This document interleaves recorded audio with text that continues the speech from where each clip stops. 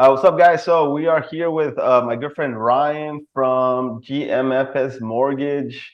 He's a loan officer there. He's been doing this for about 23 years. So he's going to talk to us a little bit about the market and other stuff we're going to talk about throughout today's video. So what's up, Ryan? How's it going? Hey Joe, what's up, man? Just honored to be here, buddy. Thank you for carving out a little bit of time. I think it's super important, in this market and in any market for that fact, is to get people that are boots on the ground. Like you and I talking, you see what you see every day, I see what I see every day. Give you guys some accurate information as to what's really going on in the market. I do have a lot of experience, been doing it for 23 years. I helped thousands of people purchase a home before. But the first thing that I want to just talk about real quickly, because I think this is key, and mindset is everything, right? There's two things that I know that we can control. Number one is my mindset, and number two is my action. Okay. Now, right now, if I ask the general population, hey, do you think it's a good time to buy or sell or invest in real estate? That based upon some recent polls, you've seen that a lot more people would say, no, it's not a good time versus it is a good time. And so, what I want to talk to you today and just kind of educate your viewers on is everybody's situation is different. Because I could argue 3 years ago during the pandemic that people were buying based upon hype and emotion. Okay. They really weren't necessarily in love with a house. They really weren't necessarily, they were in love with the interest rate, but they really weren't interested or in love with that specific house. So, you know, rents were supposed to go down. And if you look at the rental market right now, rents are kind of flat. They haven't gone down a tremendous amount. And actually, if you've been renting for more than a year or two, they're actually saying that the renewals of rent is actually going up. So right now, supply and demand is everything. There's Yeah. very limited supply out there, but there's a high demand. And I lived through 2008, Joe. So I saw when the market crashed. And what we're looking at today versus 2008, this is not even close to the similar circumstance. You only got about 3.5 million homes nationwide available in market versus back in '08, you had about 8.5 million. Okay. But I want you to think about how many more people are living today versus when they were living in 2008. It's a lot more population, but you still have a very limited amount of supply. So that's kind of what we're seeing. But I'll tell you, it's been very encouraging because the first time home buyer has really been boxed out of the market over the last 3 to 4 years due to low interest rates. Okay. So what was going on is people were buying at asking price or above asking price. And I'm licensed and blessed to be able to do business in 11 different markets. It's not just in Louisiana, it was happening all across the country. Okay. But basically, they had no opportunity the first time home buyer to buy because prices were what they were, and you weren't getting any closing costs, you weren't getting any reduction in price, and that's just the way it was. And if that person buying the house fell out, they had a list of people, a long line of people behind that were buying the house. Does that kind of make sense? Yeah, no, for sure. And then even during that whole process, people were waiving inspections, people were waiving all kinds of stuff. So it was just like a crazy market, you know? Um, It yeah. was. So what can you tell us? Because I know one of the things that I kind of come across a lot right now is like, oh man, like prices of the homes are too high, interest rates are too high, like I cannot afford a house, or like I'm not even gonna try, right? That's a great concern that and I know a lot of people have. I think understanding your purchasing power is very powerful. And let me explain that as well. So if I just typed in average home median price, it will scare a lot of people because that number is over $400,000. Okay. That's nationwide. In Louisiana and a lot of the different markets that I do business in, you can buy a very affordable house for 200 to 250, even $300,000 home. And a lot of times when we sit down with a client and we actually talk about payment, they're blown away of what they could actually afford versus what their mind thought that they could afford. Okay. So what I always tell people is, look, let's look at it. Let's get a game plan. Let's have that 3 to 5 minute or 10 minute conversation about where you are today and where you want to be in the next 6 months, 12 months, or 3 years from now. Because I know for me, I've been doing this, like I said, 22 years. The first time somebody ever had that conversation with me, Joe, it kind of blew my mind. I didn't even understand what they were talking about. I just knew that I was tired of paying rent, right? And it Yeah. was time for me to purchase an appreciating asset. And I know we want to really, show your viewers and your folks some numbers on what that really looks like, because interest rate and payment is one factor of owning a home.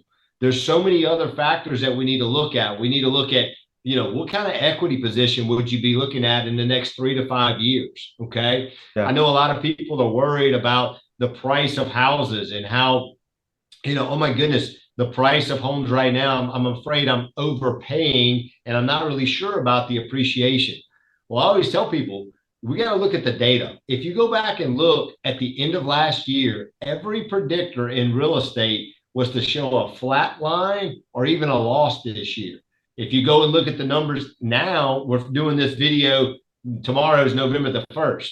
If you go look at the numbers, 5 to 8% appreciation is where real estate has been this year, which Uh-huh. that was on a high interest rate year. So if you Yeah. think I bought a $200,000 house and I got a 5% return, you're up $10,000 in that first year. You multiply that times 3 or 4 or 5 years, and that's a big number. So again, whether it's your time or not to buy, I think knowledge is power. And we got to really be able to take the emotion and set that to the side and show people the actual numbers. Because I've had a lot of conversations with people that said, look, no is not forever, meaning just because you're not ready today doesn't mean you're not going to be ready in 60 or 90 days. A lot of people are saving up right now and saying, hey, I'm going to use my income tax and I want to buy this thing in the first quarter of the new year, And so Yeah. there's a lot of ways to looking at things. Look, I don't like where interest rates are today. I'll be point blank about that. But we do have solutions to get a lower rate, because right now sellers are willing to pay closing costs, do Hmm. an interest rate buy down, do a lot of things that during the pandemic, that just wasn't an Yeah. opportunity because the sellers didn't have to. It was a different market. So every market dictates different opportunities. There's always, somebody looking to downsize. There's always somebody, unfortunately, that passes away. So that property could come available. There's somebody that goes through a divorce or life altering circumstance. So there's a lot of things that happen that might propel you into being a homeowner. The house you buy today, more than likely, due to statistics, is not going to be the house that you're going to even have in 5 to 7 years from now. Statistics show every 5 to 7 years, somebody either buys, refinances, sells, downsize, upside due to family. So we just got to look at all the numbers and take it from there. Clients that I've talked to and a lot of friends, right? They're Yeah. like, they know I'm in real estate and they're like, hey, what do you think about the market? What's the market like? How's it looking? We're thinking of waiting another year or two because interest rates should go down. They think the interest rates are going to go down to back to 2, 3%, right? Right. Right. So what you as they've been in the business with the mortgage industry, like what do you think about that? What does it look like? That's a great point. I hear that every day, Joe. That's an awesome point. I'm glad you brought that up. I want everybody to take their mindset back to pre-pandemic. Okay. Rates were in that 5 to 6% range, depending upon where you were. That's kind of where rates were. But what happened during the pandemic is interest rates were suppressed at a super low interest. I do not see that happening ever again. I'm not going to predict rates, right? Because I don't do that. But I want everybody to understand that was kind of a perfect storm. And now, unfortunately, all consumers are paying for it with higher inflation because rates were suppressed. Rates should have never been that low. A good rate, somewhere between a 5 and a 6% range. I think we're going to see rates get back there. That could be typically the year of election. You see rates kind of come down. A lot of data is coming out showing inflation's cooling off. But the cool thing is if I ask you, Joe, today, or any of your clients, well, what rate would you be okay with? A lot of times they'll say, well, I'm not really sure. I don't know, maybe 6.5% interest rate. Well, there's a way of getting there right now by the seller helping out with some of the costs to get that rate there. But And here's the big thing. Here's the big thing. Watch this. This is very important. If rates come down and you have a very limited amount of supply, you're going to have a feeding frenzy of people jumping back in the market, overpaying, paying higher price. Sellers are not going to have to pay closing costs, right? So there's ways now of fixing the interest rate deal, and now is not forever. Again, I don't like where rates are right now either, but the solution is I can stay where I'm at and continue to rent and not gain the appreciation that you really need to be looking at, or I could buy at a little bit higher rate than what I would like and have an opportunity to refinance down the way. Again, as we said on the sidelines, do I think the prices of homes are going to drop drastically? I do not. I do think certain markets will see a little bit of a price correction, but that price correction is not this major drop, because you've got to think more people now than ever are sitting on more equity than they've ever been on it ever in time of history. Yeah. Okay. Because that's where we've been. That's what's going on. I always tell my clients, if you can get 3 to 5% a year of appreciation, you're doing amazing. Yeah. The last 3 to 5 years, some markets have seen 15 to 20% appreciation.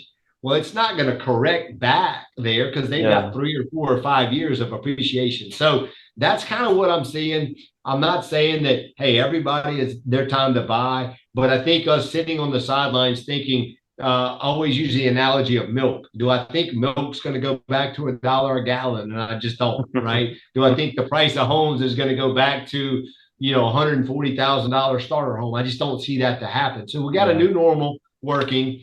But my concern is when rates drop, which they will, you're going to have more people jump back in the market, which is going to, have this competing frenzy, which is, it's not really cool as a first-time home buyer. They're nervous already, and it makes them lose the opportunity in front of them a lot of times. Yeah, it's kind of like when you were talking about like a few years ago before the pandemic. When I bought my first house, I think it was in 2018.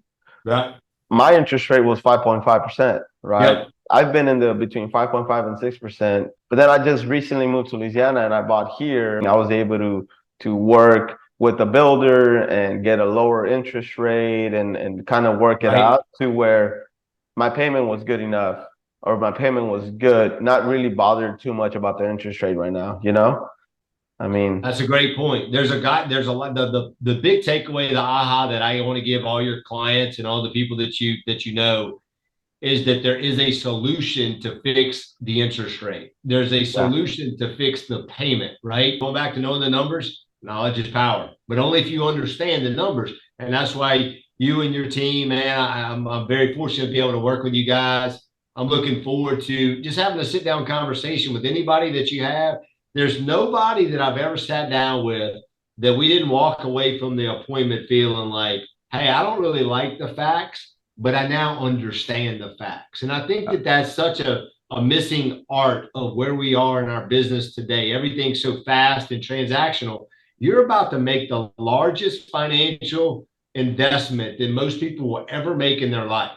A $250,000 house, $220,000 house, $250,000.